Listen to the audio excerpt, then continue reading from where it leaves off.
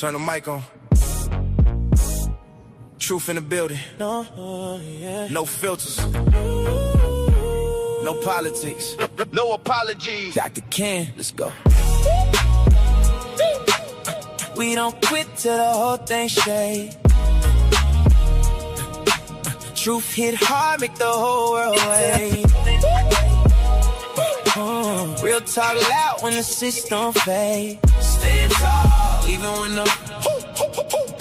the whole ground break. No fear, no foe, no retreat. Pressure make diamonds when the fire meet heat. All gas, no brakes. When the truth don't speak, Dr. Ken in the booth. Truth don't sleep. Came from the bottom where survival was a law. Learn real quick what respect really costs. Everybody got opinions from afar, but they ain't never had to carry those scars. Built from pressure, discipline, pain. Some lose focus, some lose aim. Some sell souls just to chase that fame. I build my brick by brick, no shame. See the world get weak when it need a moment. Too many followers pretending they friends. Too many loudmouths scared to defend any real conviction when the pressure set in. But I stand on business, stand on code, stand on truth when the lies explode. Some fold up when the road gets cold. Some become legends when the story gets told. We don't quit till the whole thing shake. Truth hit hard, make the whole world wait. Real talk loud when the system fades. Stand tall, even when the whole ground breaks. No fear, no foe, no retreat. Pressure make diamonds when the fire meet heat. All gas, no brakes when the truth don't speak. Dr. Ken is on. Truth don't sleep. Frank. Candid. Straight to the point. If nobody else gon' say it, I will. Yeah. Mic check, truth coming live again. Built for the storm, I don't hide from when. Everybody tough when the lights are bright. Different story when it's dark outside. Well, good afternoon and welcome. I'm your host, Dr. Ken Harris, on this Thursday edition of Dr. Ken's Truth here, Monday through Friday. Well, maybe Thursday, from 4 to 5 o'clock each and every day, right here on YouTube, Facebook, and that place I love to go to called, anyway, LinkedIn. So I'm just excited because I have a guest today who is just, everybody's been crying and complaining, and I got tired of it, and so I thought I'd bring somebody in today, none other than the one and only Dameon Ellzey. What's up, man? What's up, brother? Man. I am happy to be here. That intro was fire. Oh, thank you. I appreciate that. I saw you rocking your head a little bit. Yeah. You know, I love music, and that intro hit. That hit. Yeah. Okay. It's wonderful what AI will do when you write lyrics and find some music, right? Yeah, man. You gave it them prompts, and it came back with. Sometimes you use that AI music, and it don't come back with nothing good. Yep. That time it did. That time it did. So we've got quite a few people that have been in YouTube. I was on Sherwin's show, Hughes Views 414. That's on Monday through Friday at 7. And then he was on my show Friday, and everybody's screaming and hollering, "Where's Dave?" So I said, let me go find Dave and tell everybody where Dave is. It's happy to be missed. I'm happy to be missed, I guess. It's been a minute since I've been on these airwaves, so to speak. Yeah, man. So, all you got to do is once a week at least, fire up that YouTube thing and go hop on and go from there. I'm definitely thinking about doing that. Maybe after the summer winds down. Summer is really heavy because, I do the mentoring with the kids. And so they all out of school. And so I've been able, since I haven't been on the air, I've been able to, start a little earlier in the day. Yeah. And so it kind of helps a little bit. But I'm definitely, me and my buddy Andy been talking about it. And he has all of the stuff for the studio stuff and to make it look like, And so I'm like, okay, you've been coming to me. So I'm like, I might do it. That's what's up. So what's been up with you? I ain't seen you since what, May? May 22nd was my last day, and then I rolled out and started this the following Monday. So yeah, I think that was Was that my last day as well? I think that was. Yep, It was that Friday, right? Yeah. I mean, I just been working. Still in the community, still doing what I do, still working with the youth, still trying to spread the information as much as I can. I don't have a platform like I used to, but I still do it on my social media site. So if you follow me on Instagram or Facebook, you see all of that when I'm still trying to put that information out there. So I just been laying low, kinda, but still being involved. I miss it. I miss being on air. Well, come on back. Come on back. It's easy, dude. You got a cell phone, don't you? I do. Live on YouTube and go from there. Live on Facebook. And yeah, man. I do one day a week just to get it out your system. Because let me ask you something. How are you liking it doing the YouTube? What's the difference between having the YouTube and having, being on air every day with the truth?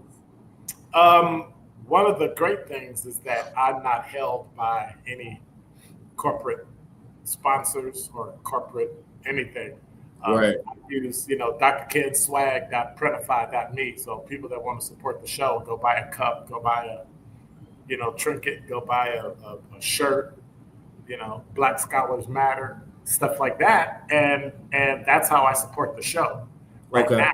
Will I get sponsors? Maybe, maybe not.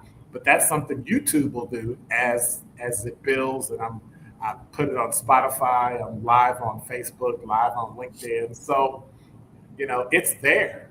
I'm not really concerned about making money at it. I'm more concerned about transferring information to people that they didn't know and that they haven't heard, things that are going on. Not necessarily just politics, but just how do you spend your money? How do you teach your kids?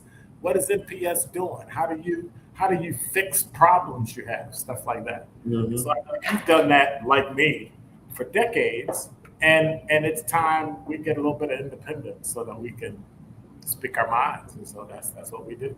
I think the independence of YouTube and the independence of not having that corporate structures will benefit you, or has and will continue to benefit you well, because knowing you like I know you, it's sometimes you want to say some things you can't say back in the day, but now you can say what you want to say.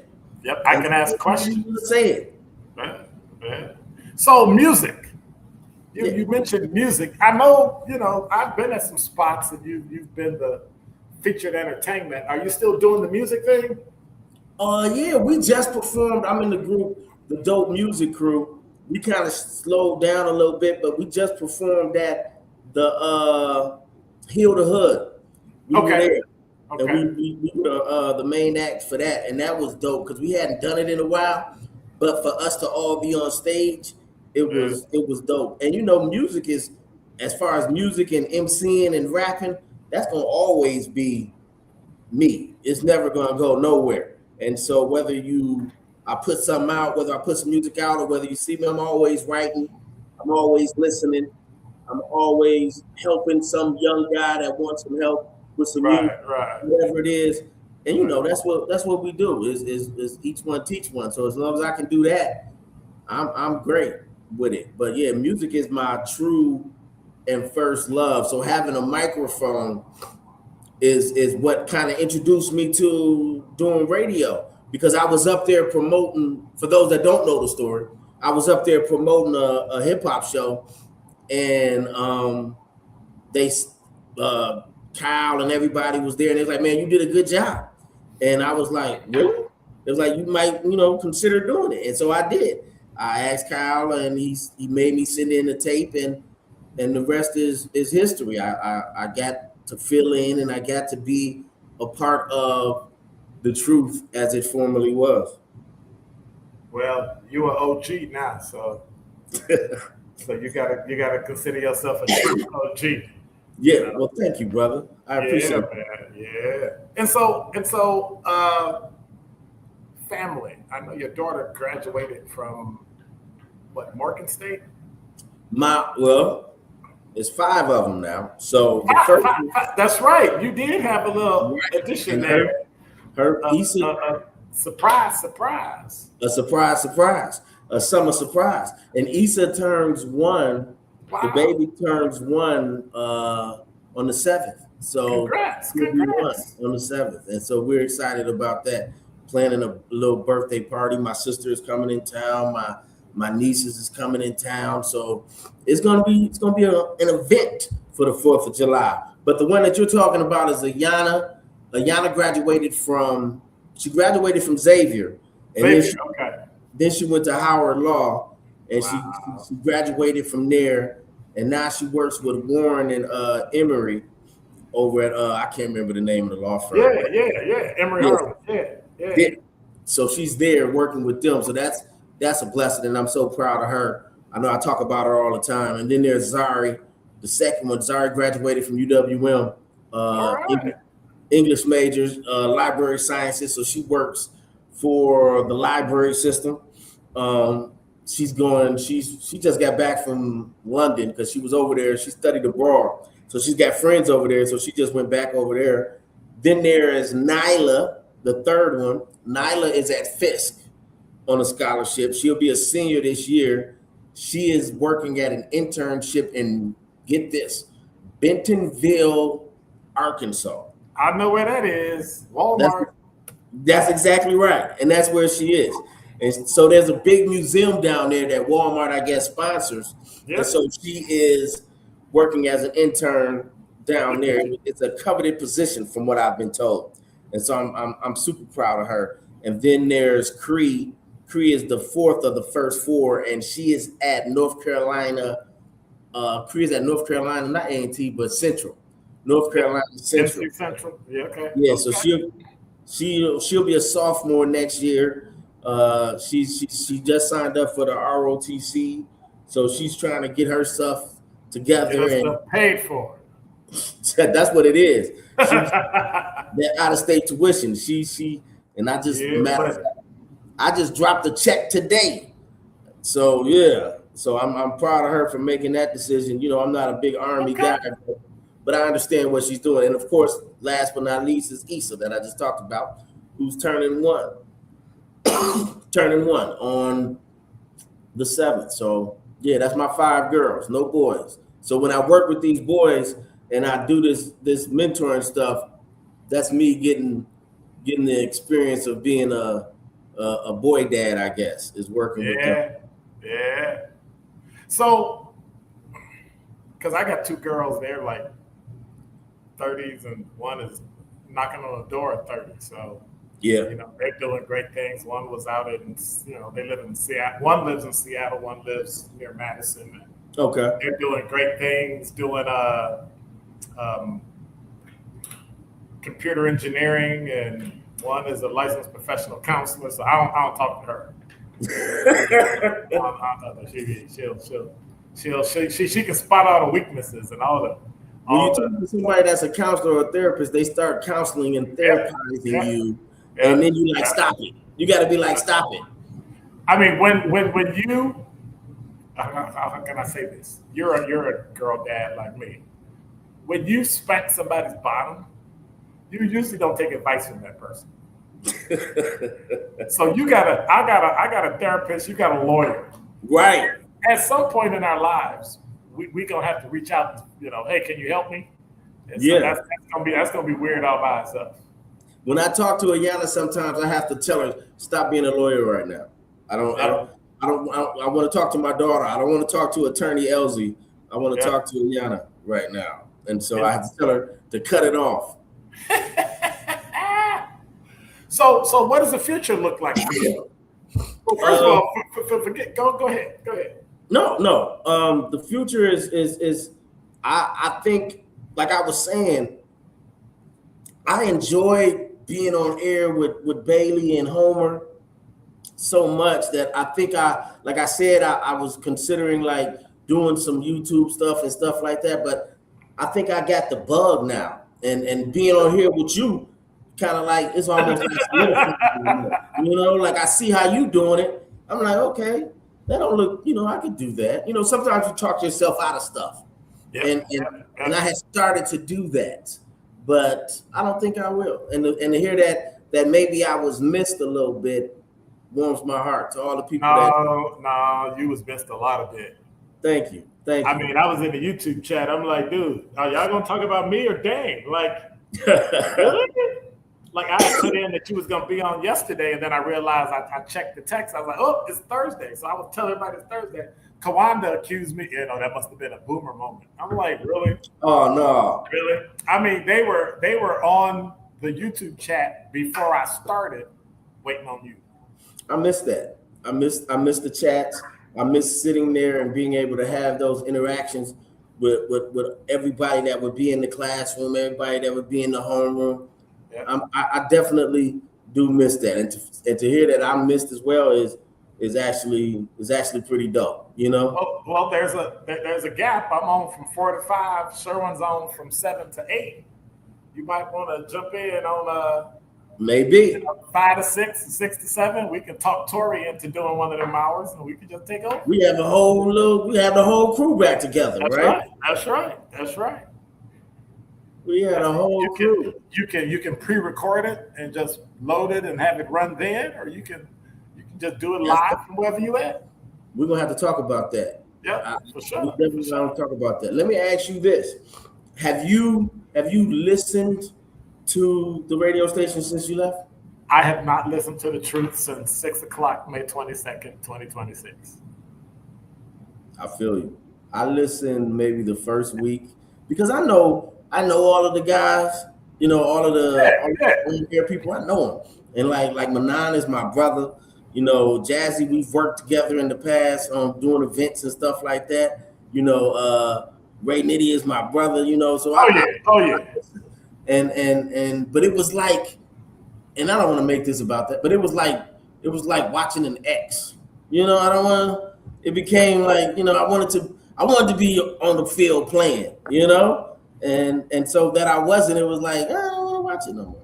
So I haven't listened really since that the first week or so, but I listened to them to see how they were doing, and they're doing well, and I hope that they continue to do well. But there was with me there was a disconnection between not the on air personalities, but more so the background. Oh yeah, always the background. And so that's where the disconnect came in. So with them, I wish them nothing but the best. Absolutely. But in the end, we had a lot of people that had a lot of radio background and understood how that content translated over to social media. And I think there's some people that think they know media, but they don't know the radio piece. They don't know how to program and put it together. And when we started, we were ahead of the game. We were the only game. And so now, I think it's unfortunate the way that it happened. But in the end, I wish them well. I don't wish anything negative against them. Mm-hmm. But you made your bed, as they say, and now you got to lay in it. Mm-hmm. And so, I hear you. It's not that I don't care, but I don't really care. Yeah, excuse my cough. I'm just getting over a cold, but I hear you. How you get a cold with 100-degree weather? Man, it hit me so hard last week. I woke up and I was just coughing. It was before the 100-degree weather. So that's what I'm saying. I'm getting over it. And I was just coughing. I probably got it from Issa.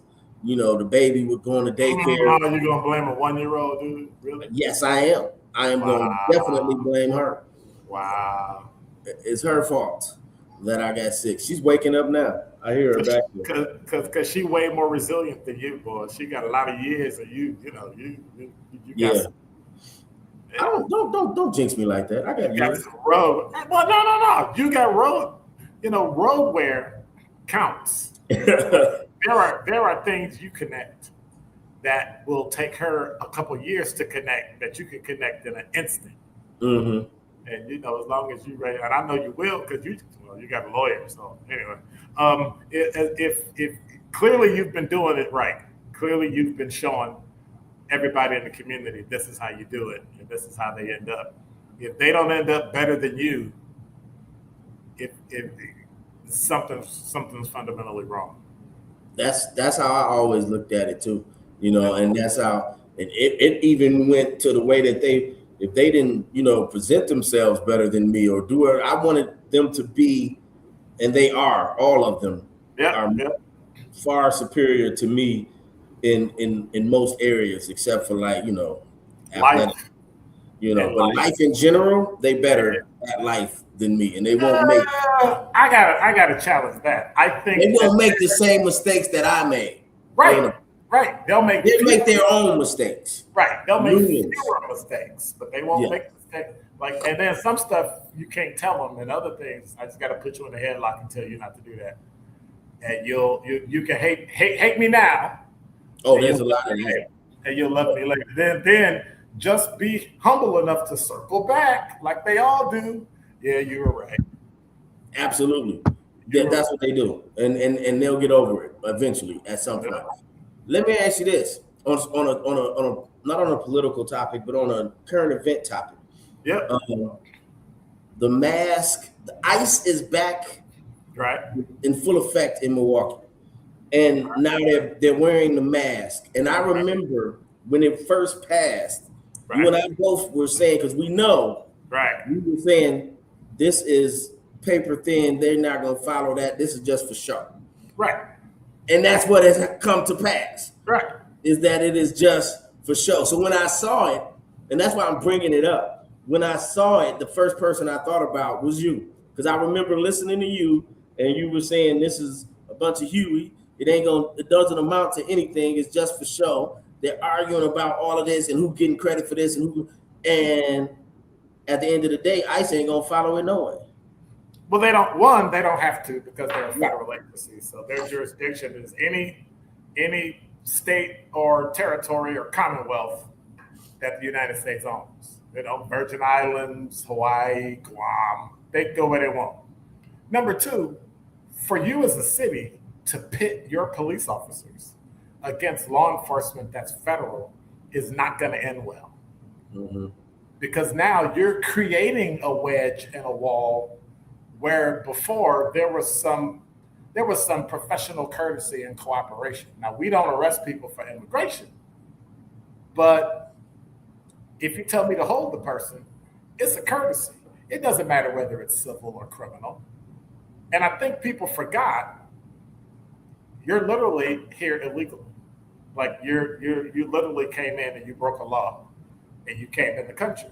So if you're terrorizing let's say a Latino community because you're from Central or South America, harassing people, they want you gone.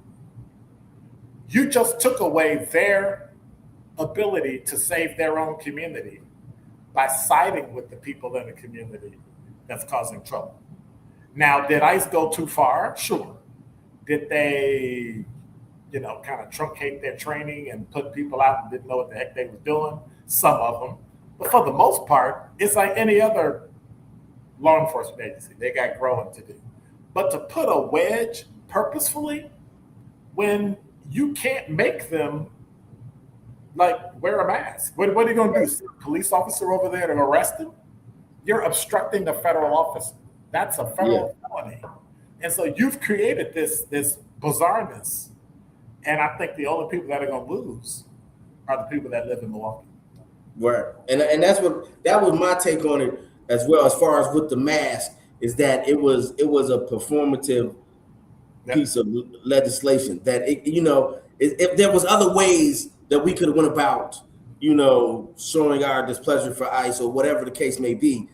And I just thought that, the mask thing was like, we can't stop this, and I'm thinking it's different way. And too often in and this is my opinion, too often in our city government and in our local governments, we waste time and spend time on things that at the end of the day aren't really that major, right? Right. We waste time, we spend time, we have arguments, because that's what that argument that Chambers and I forget her name. I've been away from City Hall so long, I forget people's name. What is her name? I forget her name. It wasn't more. It wasn't. She's running for. She was running for state secretary. Okay. I can't remember her name. Anyway, that's what that argument was. You remember they had that argument in the office. That's what it was about. Was who gets credit for this no mask mandate and all of this stuff, right? A little bit of it was based upon that. And when I see that, I'm just like, look, Milwaukee has, enough issues that to argue about that issue wasn't, it wasn't the top of the list for me, Zamarripa. Yes, that's it. That's it. That wasn't the top of the list for me. And so, and again, I say that to say it's as that as an example, but there are many other pieces of legislation from even when I was there that I would sit there and I would be like, what is this? Why are we wasting time? What are we doing? Why are we wasting time on this? Why are we wasting time on setting up another committee to study something else when we already got things in place that if people read and people looked up the stuff, they would see, I could use this to do that, and it would serve the same purpose. I'm not saying that for the mask stuff. I'm just saying for other pieces of legislation. And I just think it was just an example of time being wasted. And now you're seeing it. And what you said is absolutely right. You're pitting your police officers now against, and police officers already have enough of an issue with the community. They already have that. So now you're pitting them against the ICE. And now if they don't do nothing, you got the community even more mad. And it doesn't put police officers in a great position, in my opinion.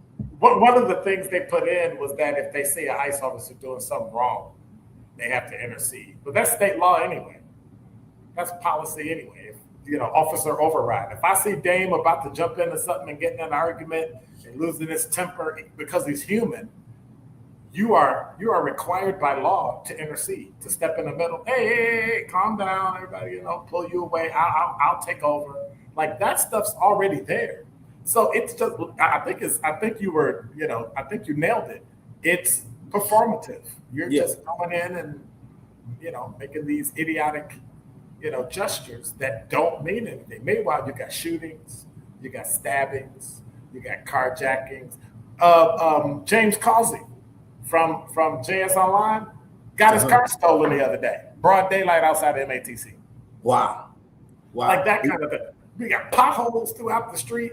But the thing that did it for me, that made me understand that City Hall was in trouble, is when the mayor said, the city council needs to vote whether or not we have a tax instead of the city, because they're basically, and I'm paraphrasing, they're more qualified. What? Yeah. Citizens don't get to vote how much they're taxed? Are you kidding? Mm-hmm. And that's when I knew this city's in trouble. Yeah, I agree with everything you said right there. And a lot of time, because for those that don't know, I spent 12 years as a legislative assistant for Alderman Stamper. And so I would read all of the stuff, the budgets, all of that stuff. I'm reading all of that stuff, right? And then I'm like, people are passing legislations and doing things. And I'm like, we already got that. What are we doing? You know what I'm saying? Like Russ and I already had, just for another example, we already had the big clean where we're going around, and then we were starting to, it was evolving where we were getting community groups to start meeting and give us their needs of how they wanted the city to respond to help keep the community clean and this, that, and other. And then here we go, somebody starts another legislation with the same stuff, but then doesn't even involve Russ in it. And so I'm like, this is a waste of time. A lot of the stuff that happens in City Hall ends up being a waste of time, unfortunately. And that is the problem with our city government right now. And that's why a lot of people don't believe in it like they should, is for things like this, a waste of time. Like you just said, like think about James Carlson. Now, Kazi gets his car broken into, gets carjacked, right? He was doing stories back in the day about guns and Milwaukee being a sister city with a city overseas that had production of the same guns that were coming Right, right? right. So now he gets carjacked. So we have people that are fighting for us and trying to inform us and trying to help us that are now becoming victims of the inactivity of those that are supposed to be protecting us. And so we've made lawsuits, and we have all these doctrines and now all these agreements. And so now we go to a place where we can't function because there's no proactive policing. If I see Dame doing something, or if I see a woman walking down the street and there's a group of guys walking towards them, I might slow my squad down. I might, just take a look and make sure, and if something jump off, I'm there. That's proactive policing. Well, we don't have that anymore. This Collins agreement has caused cops to go, well, wait a minute. I'm going to get scrutinized down to my socks about doing something that I'm literally sworn and paid to do. Now, y'all going to have to call me first, and I'll show up when y'all, after everything. So that's the flip side. And for those that the Collins agreement is the ACLU thing, right? Where they have to do all of that. We have to disagree on that one because I don't have a problem with them having to do X, Y, and Z. But I've never heard it from that side that you just said, that now the police officer is like, well, I'm not going to do nothing because if I do something, I'm on national TV. I may get in trouble. Right. Okay. I write a name wrong. I don't know your gender. So I said Dame was a he and Dame identifies as she. Well, how am I supposed to know that? Well, you put it was a black male. How can I put out a broadcast of a male in a white t-shirt with a New York Yankees hat on? Yeah. And I don't get a race. And I got 12 guys with white t-shirts and it just makes no sense. And they think they're making the community safe, when in fact what they're doing is saying it's not worth my career or my family or my house or my car. And then you want to remove qualified immunity. There's literally no reason. You're telling me if I make a mistake, you don't get a mistake. Everybody else in the country gets a mistake, but as police, you don't. There is absolutely no way I would do that job. Well, qualified immunity, Dr. Ken, I don't know. Because that just means that, you do what you've got immunity. You do what you want to do. I don't think it does not. No, it does not. I also don't think there should. No. It's what does it mean, Dr. Ken? Your immunity only lies within the rules and procedures and state law and city ordinances. And if you step outside of that, you open yourself up to litigation. You're on your own. And so what you're saying is, right. Well, what you're saying is there's already things in place that are supposed to keep police officers or those from law enforcement from going outside of the badge and going outside of their daily duties. Correct. And that and so qualified immunity helps them while they are doing. But I just think too many times we've had where people say they're doing something during the course of their job and they agree with it, when in actuality they may have been overstepping. You get what I'm saying? But can you prove it? Look at it like this. You would expect the police, on average, you get about, and I'm throwing numbers out here, on average, you get about 93% of the population that has absolutely zero police contact. Half of them don't even know the police. Then you get about 4% that are just, every now and then they get a traffic ticket, they get a parking ticket. They get pulled over for speeding. Hey, what you doing? They at a party and drama, jump off and they get questioned. But then you got 3% of the population, and I don't know what the exact numbers are, but you got about 3% of the population. Those are the ones that get arrested every day. That in the car. Look at the Kia boys. All those Kias that got stolen, and it came down to 8 people that repeatedly committed the same crimes, right? We know that they're there. But for me to proactively set up, watch them, do all that, if somebody complains, that's expected. I can guarantee you, if you have a police officer, including me, now that I'm retired, that doesn't have a complaint in their file, I can guarantee you they didn't do their job. It's expected. But at some point, people have to understand that if I make a mistake, I shouldn't lose my job, my house, and everything because I made a mistake. And I mean a legitimate mistake. Went left when I should have went right, went too fast when I shouldn't have, caused a little fender bender crash, all that. That qualified immunity. It has to be within the box.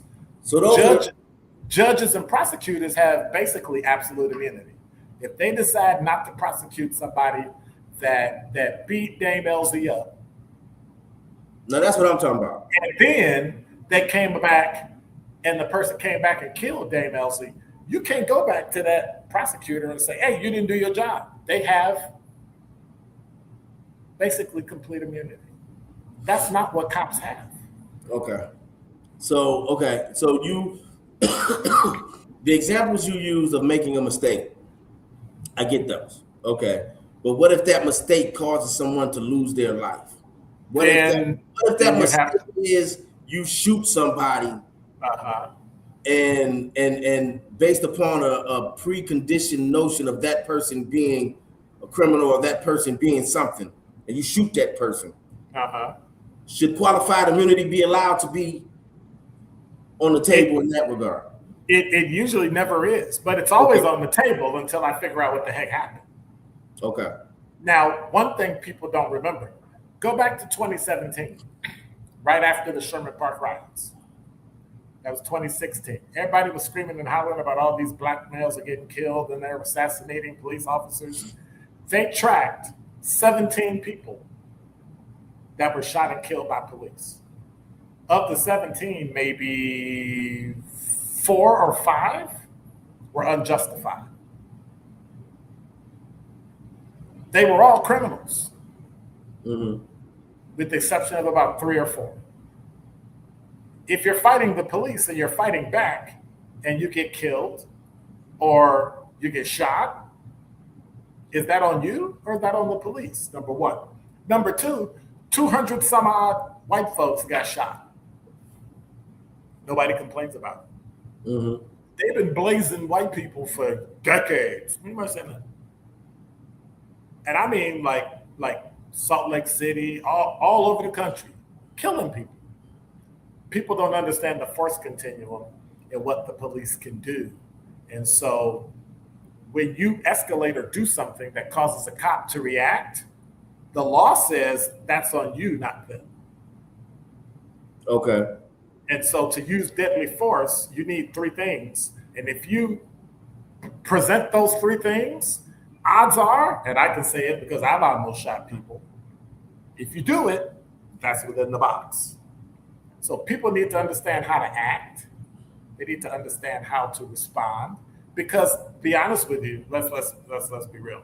100% of the time, the bad guy's not going to win.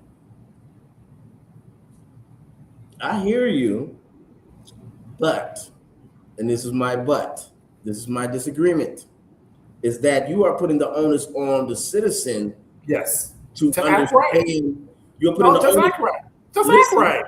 Listen, you're putting the onus on the citizen, an untrained citizen, to understand the law more than a person who's carrying a badge. No, just stop acting a fool. You're saying if they do, fool, Dane. Come on, man.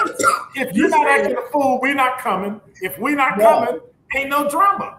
No, right? You said if they do, I am a citizen. I am not trained in law enforcement. I am not trained to. Then do what I tell you to do.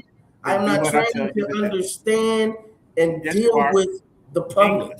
English. Do what I tell you to do. You don't like it? See, listen, that's what I'm telling you. If you do what I ask you to do, odds are 99% of the time it won't escalate. But that's putting the onus on the citizen. I think. Are you serious? Yes, that's the onus on the police officer who is trained, and you know the train because you used to train them. Who tells you training they get? Who tells you put your hand down, Dame? Don't be pointing at me like that. Put both your hands on the steering wheel, and you decide not to. and you don't do it, now I got to do something. But And listen, come on, man. but you should be able, no. as a police officer, you should Yes. be able to do get what? me as a Yep. citizen to de-escalate.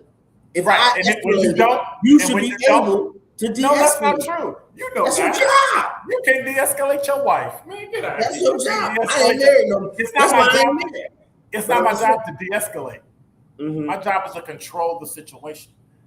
Control the situation where you take it, not me. You're supposed to act right. You're But that supposed to is- not act the foot. No. I have to If disagree. you're arguing. It's not your job to argue with the police. It's not your job to fight the ticket at the scene. Go to court. Although jump out your car screaming and hollering, and then I do what? I pepper spray. Y'all get mad because people get pepper sprayed. Listen, You don't want me to go up that force continuum because the only place I get to go is a baton, taser, or shoot you. under the circumstances you're explaining would be that we don't have a police system that has routinely and historically done over policing to the black community. It's a fact. We know this. We have a police system. Huh? Can you stop committing crime so we ain't gotta be in your neighborhood? Oh my God, Dr. Ken. Come on. It's two-sided. It's two-sided. Crimes happen everywhere. It's just if the Homicides eyes are, happen it's everywhere. just if the eyes are there to see it, then they're gonna Homicides see happen it. everywhere. I guarantee you. Give me I the guarantee data. you, it's somebody right now in Wauwatosa that's stealing something. Okay, you're missing my point. You're missing my point. The What's onus your is on both sides. You have to at least admit citizens have to act right. We have a social contract that y'all gonna act right, and when you don't, they call us. Agreed. You can't have it. You can't have it both ways. You But- got fault on both sides. You got fault on both sides. No side is more important than the other. Oh, and I'm definitely not absolving the black community or any minority Yes, you community or did. Yes, the you poor did. community. Yes, the you inner just don't city like the police. of You don't like any me, do you? responsibility. That's not what I'm saying. It may sound like that's what I'm saying because I'm That's what such a you said. revolutionary, but that's not what I'm saying. That's what you said. What I'm saying is, if it's broken down into a percentage, it ain't 50-50 because it's 80-20 because you are trained to be a police officer. You are trained to handle these moments. Then- How then often do am what I I in said. these occasions? But How every often am moment I is doing different. this? Every moment is different. Every person is different. Every situation is different. And you can only work with the facts of that situation. I can't go talk about what Dame did and relate it to something that happened to me. Your situation is yours. Mine is mine. I got to deal with the facts in that situation. That Collins agreement, part of the issue they had was that when they did those, we used to do what's called field interview cards. And every time you stop somebody, you fill out a card. Yeah. If you questioned them, you fill out a card. Traffic stop, fill out a card. Supervisors started telling people, well, you need to write them. That's not quality. That was code word for if you're a criminal. So now you're only writing them, and if most of the crime in the city of Milwaukee is happening in the Black and Latino community, guess what? All of your field interview cards are Black and Latinos. So how do you argue that in court when the department itself didn't do that? Then you get stopped, and your county executive was part of that lawsuit where they got stopped and they thought it was unreasonable. And so now the ACLU is going around, state to state, city to city, suing and winning because they're getting really poor city attorneys that can't defend the city, really, really poor juries who don't understand and they hate the police. But now, homicides are crazy. But yet, the Collins Agreement was supposed to make it better. And it didn't. Mm-hmm. It made police go, well, nobody in their right mind would go into a job and do a job when they know they might end up on national news, accused of doing something that they literally didn't do wrong, and it was within rules and procedures. Okay. Now, I'm not saying it's right. Change the procedure. Change the rule. But let's identify it first. Let's not just assume it's wrong. I'll give you a perfect example, and people get mad about it. But if you step back and if you read the training and the statute, when George Floyd got killed, that sergeant, whose name I'll never say because I don't like it, that had his knee on his neck, was doing what he was trained based on Minnesota law. People think he went to jail because he put his knee on George Floyd's neck. He went to jail because of deliberate indifference. In law enforcement, once you have somebody in custody, they're your responsibility. If they need medical attention, you call. If they need to, he should have rolled them over, took him off his because it's called positional asphyxiation. If you lay on your chest, that's why they want babies to be on their back. If you lay on your chest, you're not strong enough if you're asleep to roll over or move, you'll suffocate. And that's what happened to George Floyd. Whether or not he had drugs in his system is irrelevant. The fact that he was deliberately, he did it on purpose, he was intentionally indifferent about whether or not that guy should live or not, and he died. That's why he went to jail. So you're saying, just so I can wrap that up in my mind, because I don't, you said deliberate indifference, and, right. and that's a police term. That means I don't care about what happens to you, even though I'm supposed to. Okay. So deliberate indifference, he had his knee on his neck. Right. That wasn't the crime. Right. Because at the time in Minnesota, that was a trained technique. So then Minnesota needs to be held at fault as well. There you go. Okay. Because if that's the case, then that's how that goes. Because as a layman from legal standpoint and law enforcement, right, it would just appear to me that they should be held accountable. Because if having a knee on the neck is something that you okayed, and this man is just doing something that you okayed him to do, now he may have done it too long, and when there you can't breathe. And that's the indifference. So he didn't. So that's what he got prosecuted on. That's right, and that's why he should be in prison and he should stay in prison. See, but again, I thought it was the knee on the neck, which is an obvious right something that shouldn't be done. Period. Right. But if I hold you down in a short enough time to stop you from fighting, I should remove my neck, roll you over, sit you up, make sure you can breathe, see if you need medical attention, right? Simple. That is what Minnesota said you're supposed to do. That is not what he did. That took him out of that qualified immunity because he broke the rules. Going back to that. You didn't get a medical attention. Nobody interceded to stop you from doing what you was doing. He told you on multiple occasions he couldn't breathe and you didn't do anything. All that. And part of that is training. So in order with qualified immunity, going back to that, and I'm learning a lot right now talking to you, Dr. King, so I appreciate that. Because I'm not a big fan of the police anyway. But I know you don't like me. I know you don't. I like you. I just don't like the police.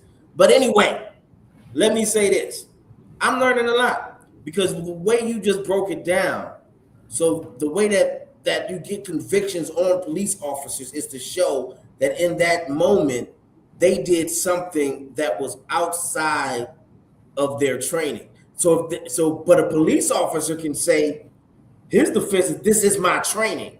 And if he can say, this is my training, that's how a lot of police officers get off. It's because they're saying, this is my training. So the state laws need to be changed just as much as anything else. No, now you got the instance of implicit bias, right? So now, if you're black, you must be a criminal. If you're white, you must be right. So there's that assumption. And this is why people need to understand about a police department. The most important group in a police department is who? Who do you think the most important person is in a Milwaukee Police Department? I mean, just take a guess. The most important people. In the police department? Yeah. Internal affairs. Okay. The first line supervisor, the sergeant, is the most important person throughout the entire department. Why is that? They do roll call every day. They check officers and see them every day. Dame was acting okay today, but he kept coughing or something. Let me go check on him and see. Are you okay to go on the street today? That supervisor, where you're on the street, decisions that are made that could cost the city tens of millions of dollars in lawsuits or save them from tens of millions of dollars in lawsuit, is the supervisor who makes that initial decision on the scene. Most lieutenants, captains, chiefs will rarely go against a supervisor because I can read about what you did or see on video what you did, but you were there. If they don't do their job, it's traumatic. All those bad cops that were in District 5 were able to do what they did because their supervisors let them do it. Most cops that get in trouble and do wrong, their supervisors do it. If you can get to sergeants and get the sergeants to training and get those first line supervisors to say, these are the rules, you need to stick to it, all that'll flow downhill. If you come in roll call and the chief is there and the sergeant's standing there, the chief says, I want you to write more tickets. We need parking tickets. We can't clean the streets. And they look at the sergeant and the sergeant is shaking his head or her head going, yep, that's right. They'll do it. It's that unofficial leadership. But if the sergeant's so now the elephant just said in the chat, so if I get this right, the sergeant is the reason why most officers get away with crimes. And I would assume that the vice versa of that is don't get away with crimes. I say no, because most officers don't get away with crimes. Stop generalizing about cops the way people generalize about black people. I'm talking about you, but think about it.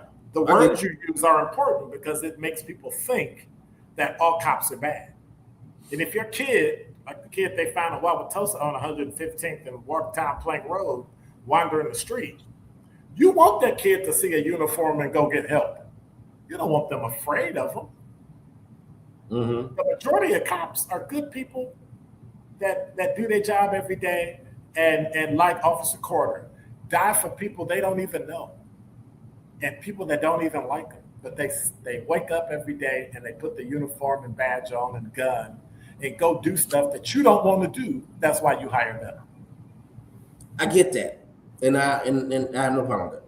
I just think policing in the black community has historically been, that's what I'm looking for, heavy-handed. It has historically been... Brian, definitely. Oh, definitely. It has been used as a tool to control. Social control. Absolutely. So people like yourself who enter into the field and try to change it from inside, because I know a couple of other brothers that are police officers, and we friends, like you and I are friends. And so they enter into the field trying to change it from inside or trying to be different. Right. It's hard. Let me ask you this. Is it hard making that difference from inside as a police officer when the system itself may be, a mud, like I've used this analogy, it's a muddy water. It's a muddy water, and you may be a drop of clean water, but in that drop of clean water, in that muddy water, it's hard to make a difference. But if you're saying is, if you can make it to that sergeant and you can have control over that district or whatever the case may be, that shift, whatever it is, that you can make a strong impact and have a difference in how those officers act out in the field. Because you have to realize Milwaukee has had so many lawsuits, and a large portion of our budget goes to paying off lawsuits from officers digging in people's booties, doing stuff like that. Right. You were mentioning. But if you add them up and divide it into the total number of police officers and the total number of complaints, you'll see it's minuscule based on the entire population of cops. When we make statements like that, like the water's muddy, it's not muddy. You're looking through tinted glass because you're not inside. I'm not inside City Hall. Inside City Hall, there's a culture. And you may be a good person, but there's some things about the culture you disagree with, but there's some things about the culture you let go because you work in City Hall. And it was wrong. And you knew it was wrong. And you knew it was political. but you're you're a legislative assistant, so you sit back and be quiet and stay in your place. But when you can fix the system, you take advantage of the system and you fix it. I want to be able to go home at night. Yeah, you do. I want to go home at night. When I call for help, listen, if I call for help and I'm on the south side on College Avenue and help is up on Lincoln, and it's going to take them 3-4 minutes to get there, dude, it only take a half a second to die. Mm-hmm. So at some point, I need to play the game well enough so that when help comes, they recognize he's one of us. We got to go help him. Because sometimes they don't. That's right. I just couldn't. I hear you. And if you was tough enough, you should have did the job. I should have been a police officer. Otherwise, don't complain about it. Can we catch on? Yeah. Shit. Never. I don't think you got game enough. I don't think you're tough enough.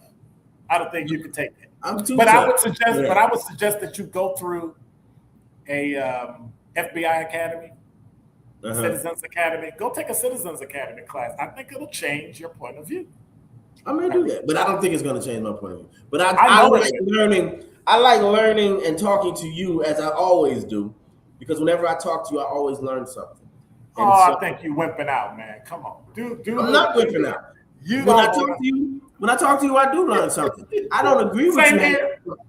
Well, you ain't never agreed with me the time I known you. So I don't agree with you most of the fucking time, but I learned something. When you was pledging, you didn't agree with me. So I'm like, what's changing? You know why? Oh my God. All right. So we're coming up to the end of the hour. Any parting words for let me see. Todd is here, Babar, Anita. Shout out to Anita Nicole. Good to see your name up there too, sister. Mao the Elephant is up in here. Kawanda, of course, she's our study hall. Our group chat is called Study Hall, so she's a study hall monitor. You know, folks be acting crazy up in here. Sincere, Robbie Way Real. Say what? Kawanda's always the study hall monitor, ain't she? She always a monitor. Yeah, she always up in there. She always be causing trouble. You know, she's in school to get her bachelor's in her bachelor's. Oh yeah, I know. Yeah. I know. Yeah, that's dope. That's really dope. I'm just happy. I had fun on here with you, brother, and I miss the banter with intelligent folks and having conversations and being able to read. I'm sitting here. I got my phone here. I got the chat going up. It took me back. You know what I'm saying? And I'm sitting in my own house. Yeah. So it was nice, and I had a great time. You got to have me back, brother. Well, you always got a home here. So if you want to drop in, we got to do this at least once a month. You got to drop in. We got to pick a date during the month, like Thursday, fourth Thursdays is my Black Book Thursday. So pick a Thursday, and once a month, just drop in, and we can chop it up and see what's going on. There you have it. Because I enjoyed it, and I had fun, and I always enjoy talking to you. I miss the people, and I miss being able to talk my shit. And I can cuss. You lucky you didn't tell me I could cuss in the beginning. I ain't stupid. I waited till the end. Yeah, buddy. I remember. Yes, you do. All right, brother. Take care of yourself. It's good seeing you. Same here, brother. All right, take care. All right, peace.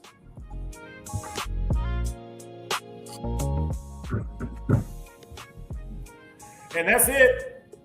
I want to say thank you to Dameon Ellzey for hanging out and being here on Dr. Ken's Truth. Again, we're here Monday through Thursday from 4 to 5 right here on Facebook, LinkedIn, and YouTube, of course. So, hey, God bless. Take care. Have a great weekend. Happy 4th of July. Happy 250 years of American life. Some of it not so good for Black folks, but it's getting better because of each and every person here. I want to say thanks to everybody that's in the chat. Thanks for being here. Thanks for hanging out. Curly Q, SE. Who else didn't I mention? Let me roll through here. I thought I saw not really a city girl up in here. K-Wall, what's going on? Lucretia, Kathleen, hey. So we'll try to have him in once. Willie, what's up? What's up? We'll try to have him on. Papa Hun is hanging out. Oh, that's what's up. Everybody's up in there. So I want to say thank you for being here. Of course, tell your friends. And if you want to support the show, just go to drkenswag.printify.me and help a brother out. Buy one item, and that'd be great. Hey, God bless. Take care. Always remember, stay safe this weekend. Stay out of the heat. Stay hydrated. And I will see you on Monday. As they say, I'm out.